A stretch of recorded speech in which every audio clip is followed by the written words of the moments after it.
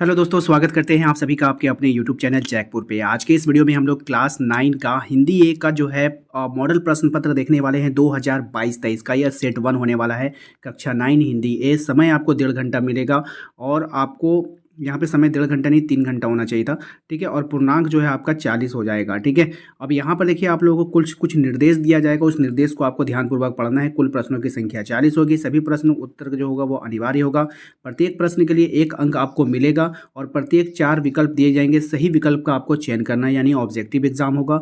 और गलत उत्तर के लिए आपको कोई भी नंबर कटेगा नहीं, ठीक है। तो चलिए स्टार्ट करते हैं हम। यदि आप हमारे चैनल पे पहली बार आए हैं तो चैनल को जरूर से जरूर सब्सक्राइब करके बेल आइकन को दबा लीजिएगा, ताकि आने वाली हर एक वीडियो का नोटिफिकेशन आपके मोबाइल पे चला जाए। तो देखिए, सबसे पहला सवाल में आपसे कहा जा रहा है कि हाथी बहुत बलवान होता है, इस वाक्य में कौन सा विशेषण है? गुणवाचक विशेषण है, परिमाणवाचक विशेषण है, सार्वनामिक विशेषण है, या फिर संख्यावाचक विशेषण है? तो राइट आंसर हो जाएगा इसका option number A. Option number A हमारा यहाँ पे राइट आंसर है, तो ध्यान रखिएगा। क्वेश्चन नंबर हम लोग आते हैं क्वेश्चन नंबर 2 पे। पंडित का सही स्त्रीलिंग रूप क्या होगा? पंडिता होगा, पंडिताइन होगा, या फिर पंडितानी होगा, या फिर पंडितों होगा? ठीक है, तो इसका जो राइट आंसर हो जाएगा वो ऑप्शन नंबर बी हो जाएगा, पंडिताइन हो जाएगा, ठीक है। याद रखना है सभी को। अगला सवाल हमारा नीचे लिखे वाक्यों में कर्ता ने चिन्ह का सही प्रयोग किस वाक्य में हुआ है? यानी कर्ता ने का चिन्ह का प्रयोग किस वाक्य में हुआ है? राम ने रोटी खाया, राम ने रोटी खाई, राम ने रोटी खा रहा था, राम रोटी ने खाया, ठीक है। तो आपको बताना है इसका राइट आंसर, ठीक है। तो इसका जो सही जवाब हो जाएगा वो हो जाएगा ऑप्शन नंबर बी, राम ने रोटी खाई, ठीक है। चलिए नेक्स्ट है हमारा, इनमें से सूर्य का पर्यायवाची नहीं है? रवि, दिनकर, रत्नाकर, या फिर भास्कर? तो इनमें से कौन जो है सूर्य का पर्यायवाची नहीं है, आपको पहचानना है। तो यहाँ पर जो होगा रत्नाकर, वो नहीं होगा, ठीक है। और रत्नाकर किसका पर्यायवाची है, आप लोग कमेंट बॉक्स में कमेंट कर दीजिए। क्वेश्चन नंबर 5 पे आइए। क्वेश्चन नंबर 5 में आपसे कहा जा रहा है सरल का सही विलोम क्या होगा? असरल, कटु, या फिर कठिन, या फिर कठोर? ठीक है, तो इसका जो राइट आंसर हो जाएगा वो हो जाएगा आपका ऑप्शन नंबर सी, कठिन, ठीक है। क्या हो जाएगा? ऑप्शन नंबर सी, कठिन हो जाएगा।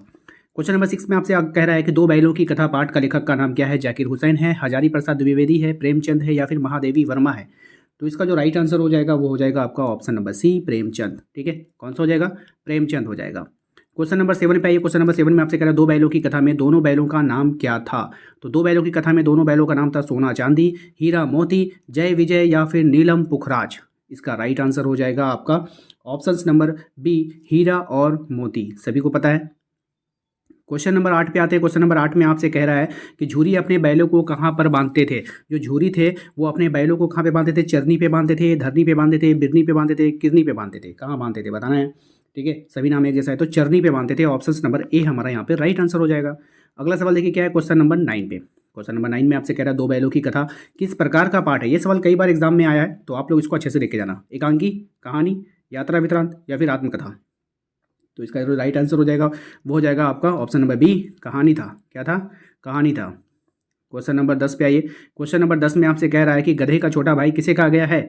गाय को, घोड़ा को, बैलों को, बकरी को, या फिर इसमें से क्या होगा बताइए। तो इसका जो राइट आंसर हो जाएगा वो हो जाएगा ऑप्शन नंबर सी, बैलों को। गधे का छोटा भाई किसको कहा गया है? बैल को। सुमति कौन था? आपको बताना है जो सुमति था वो कौन था, ठीक है। सुमति कौन था?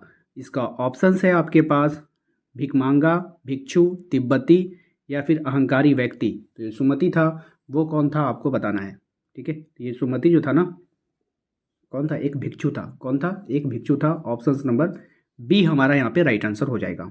अगला सवाल देखिए क्या है, राहदारी का अर्थ क्या होता है? अनुमति पत्र, राहगीर, यात्री, या फिर तिब्बती रास्ता? ठीक है, बताइए। यहाँ पे सभी ऑप्शंस आपको दिख रहे होंगे, तो इसका जो राइट आंसर हो जाएगा ना वो क्या हो जाएगा बताइए। तो ऑप्शंस ए, अनुमति पत्र। ऑप्शंस ए, अनुमति पत्र। क्वेश्चन नंबर 13 पे आते हैं। क्वेश्चन नंबर 13 में आपसे कह रहा है परित्यक्त चीनी किला किसे कहा गया है? सैन्य किले को, लाल किले को, चीनी सैनिकों को? तो इसका जो राइट आंसर हो जाएगा वो हो जाएगा सैन्य किले को, ठीक है, सैन्य किले को। क्वेश्चन नंबर 14 पे आते हैं। कह रहा है लेखक कितने साल पहले गरीब की झोपड़ी में ठहरा था? ऑप्शन है आपके पास 7 साल पहले, 5 साल पहले, 3 साल पहले, या फिर 2 साल पहले? तो इसका राइट आंसर हो जाएगा 5 साल पहले, ऑप्शन नंबर बी, ठीक है। क्वेश्चन नंबर 15 पे आते हैं। क्वेश्चन नंबर 15 में कह रहा है खेत में बकरी चर रही है, ये किस प्रकार का वाक्य है? संयुक्त वाक्य है, सरल वाक्य है, मिश्र वाक्य है, या फिर उपवाक्य है? तो क्या था हमारा? खेत में बकरी चर रही है। तो खेत में जो बकरी चर रही है ये हो जाएगा आपका सरल वाक्य, ऑप्शन नंबर बी हमारा। क्वेश्चन नंबर 16 पे आते हैं। कह रहा है कि सूत सूत का सही अर्थभेद कौन कर रहा है? धागा और पुत्र, पुत्र और धागा, पुत्र और पुत्री। ठीक है, आपको पहचानना है इसमें से कौन हो जाएगा राइट आंसर, पुत्र और धागा। ऑप्शन नंबर बी हमारा राइट आंसर होगा। क्वेश्चन नंबर 17 पे आते हैं। क्वेश्चन नंबर 17 में कह रहा है घी के दिए जलाना मुहावरे का सही अर्थ क्या होगा? तो घी के दिए जला रहा है, ठीक है, यानी कि दिए में घी डालकर जलाना, खूब खुशियाँ मनाना, पूजा करना, घी जलाकर दिए में डाल देना। क्या होगा इसका राइट आंसर? तो राइट आंसर हो जाएगा ऑप्शन नंबर बी, खूब खुशियाँ मनाना। घी के दिए जलाना मतलब खूब सारा खुशियाँ मनाना।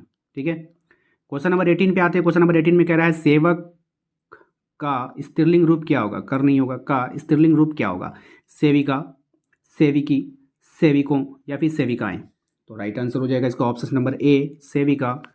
ठीक है, क्वेश्चन नंबर आएगा लकड़ी का बहुवचन क्या होगा? तो लड़की, लड़कियां, लड़कियां, लड़कियों। तो ये लकड़ी कर दिया, यहाँ पे लड़की होना चाहिए। ठीक है, तो यहाँ पर ना क्या होना चाहिए? लड़की होना चाहिए, स्पेलिंग थोड़ा सा मिस्टेक है। ठीक है, लड़की ऐसे कर लेना। तो लड़की का क्या हो जाएगा? लड़कियाँ। क्या हो जाएगा? लड़कियाँ, ऑप्शन नंबर सी।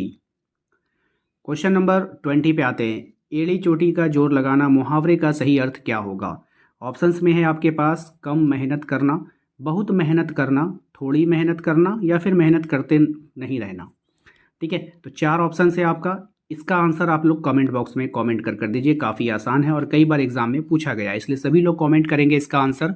और 20 में से आप लोगों ने कितना सही किया ये भी कमेंट करके हमें ज़रूर बताइएगा। ठीक है, तो उम्मीद करते हैं कि आप लोगों को आज का ये वीडियो पसंद आया होगा। वीडियो पसंद आया तो प्लीज़ वीडियो को लाइक करके चैनल को जल्दी से सब्सक्राइब कर लीजिए, ताकि इस तरह के वीडियो का नोटिफिकेशन आपके मोबाइल पर आए और आपकी परीक्षा की तैयारी अच्छे से हो पाए। मिलते हैं हम लोग अपने अगले वीडियो में। Thank you.